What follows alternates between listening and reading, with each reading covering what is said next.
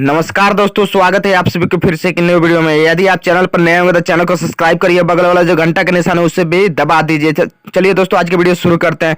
शिल्पी राज विवेक पटेल को कौन नहीं जानता। दोस्तों आपसे बता दूं कि ये शिल्पी राज और विवेक पटेल का खींचा गया तस्वीर है। आप देख सकते हैं पूरा गाँव के सामने ये लोग शादी कर रहे हैं।